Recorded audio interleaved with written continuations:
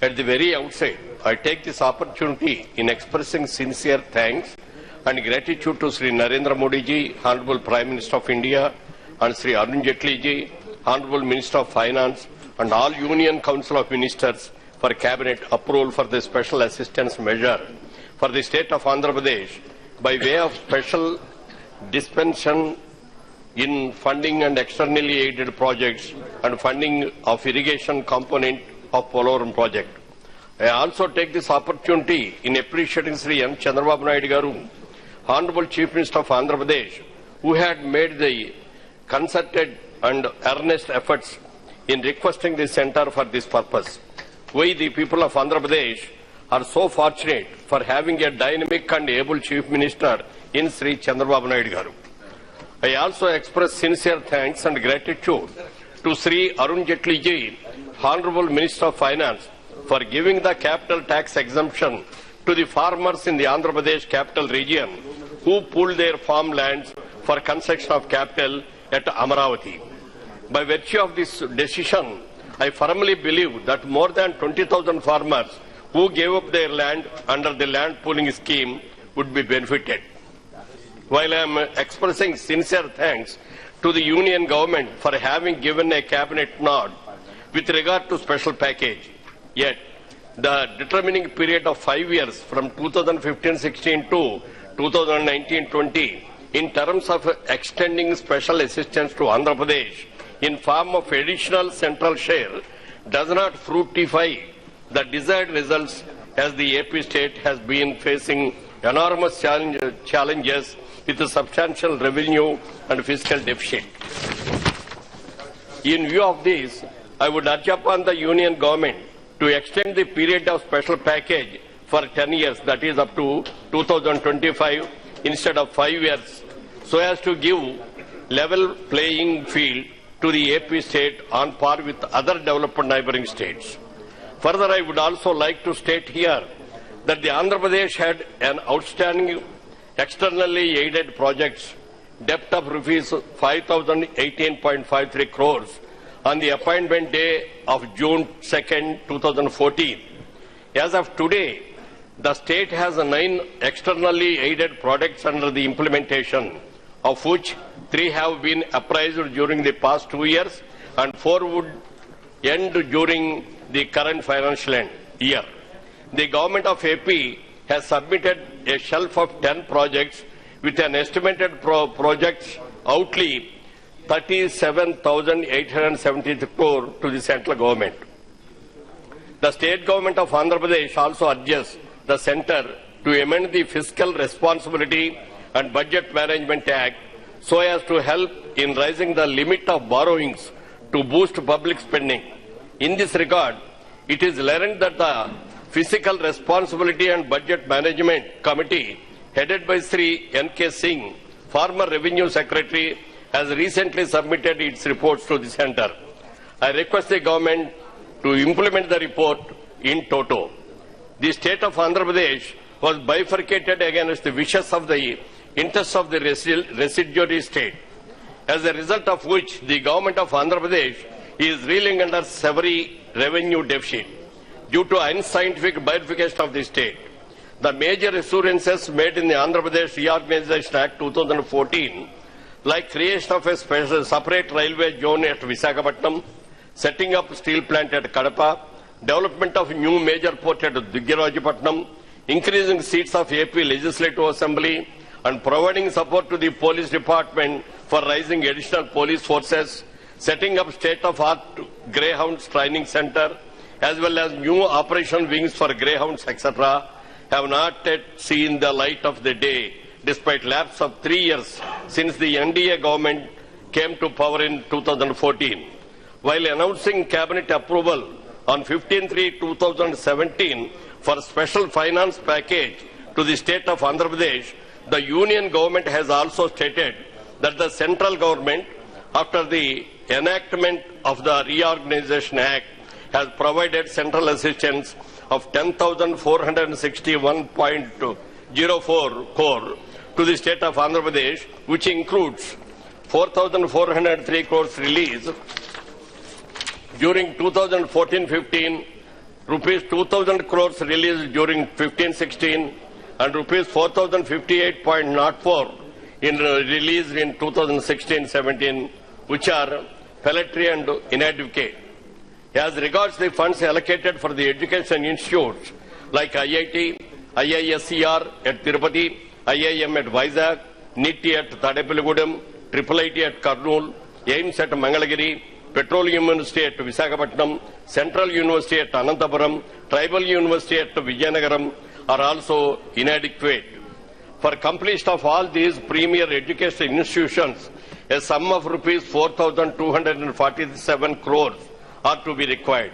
However, only rupees 380.02 crores have been sanctioned in this year's budget. The Polavaram project is a multi-purpose irrigation project which has been accorded national project status by the central government. Total cost of the project is estimated to be 42,000 crores as per the revised estimates. As per provision of AP Reorganization Act 2014, Centre is committed to provide 100% funds for construction of the project, which has to be completed by 2019. This will help in irrigating an additional 80 lakhs hectares of the agriculture land. The Centre has also stated that NABARD will provide necessary funds for completion of Polavaram project within 3 years. The state government of AP on its part incurred an expenditure of 935 crores. The union government in its commitment promised to tie up the project with NABARD, and accordingly NABARD has released rupees 1,918.54 crores in 2016-17. The state government is requesting the Centre to release the remaining amount. However, the funds allocated to Polavaram project are not adequate. The Centre has to still release 16,010 crore for the financial 2014-15, 2015-16 and 2016-17. For the financial year 2017-18, rupees 15,500 crores are to be released. I therefore urge upon the union government to release all the pending dues to the tune of 22,000 crores either by Centre or from the NABARD under the long-term irrigation fund under the Pradhan Mantri Krishi Sinchai Yojana scheme. Having said so, the AP government is reeling under severely revenue deficit. Section 94, Clause 4 of the AP Reorganization Act 2014 stipulates for financial assistance for a new capital, for building the Secretariat, High Court, Raj Bhavan, etc., where the total cost of the capital building is close to 52,000 crores. So far, the Centre has given only 2,500 crore for the capital. Hence, I urge upon the government to allocate adequate funds to the tune of 25,000 crores in the supplementary budget for the construction of new capital city at Amaravati, Secretariat, High Court, and funds for Polavaram irrigation project. The then Prime Minister had agreed that the resource gap would be compensated in the regular union budget 2014-15, but this was not done. The state government of AP has received only a meager sum of 3,979 crores from the Centre out of rupees 16,079 crores revenue deficit for the financial 2014-15. I request the government to release the pending dues, 12,100 crores on this account. We expected that the union government would announce a creation of a separate railway zone at Visakhapatnam, and unfortunately that has not been done till today. Right. I would, finishing last page, sir.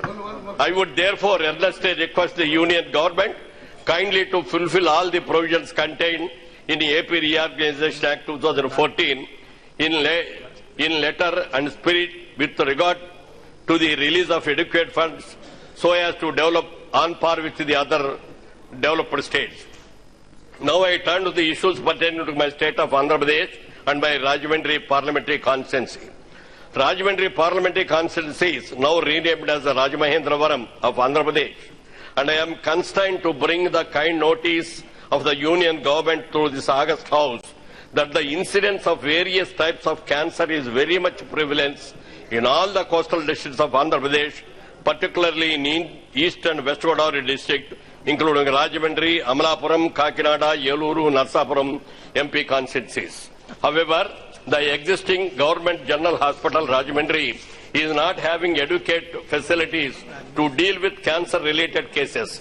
There is a need to set up a National Cancer Research Institute at Rajahmundry. Similarly, there is also need to upgrade or convert the existing government general hospital Rajahmundry into multi-super specialty hospital with sanctioning a sophisticated mobile cancer screening unit along with a cancer specialist and trained oncologist. The success state of Andhra Pradesh has 13 districts. However, none of the districts have government cancer hospital. Due to non-availability of cancer-related hospital, finish that. Only this. Belonging to poor, weaker sections of the society have been facing a lot of hardships in getting the treatment, as they are required to travel to Hyderabad or Chennai and other private hospitals, which is very burdensome to the terms of the money. Keeping in view of the position stated above, I would earnestly request the government to sanction one more AIIMS-like institute along with the National Cancer Research Institute at Rajahmundry. With these words, I support the finance bill. आपके प्रधानमंत्री ने मीरठ के भाषण में कहा कि पाकिस्तान की धरती पर हमने सर्जिकल स्ट्राइक किया, मतलब वो पीओके नहीं रहा, भारत ने अपना अधिकार भूल लिया। इसका प्रश्न का जवाब निशिकांत जी आपको देना होगा।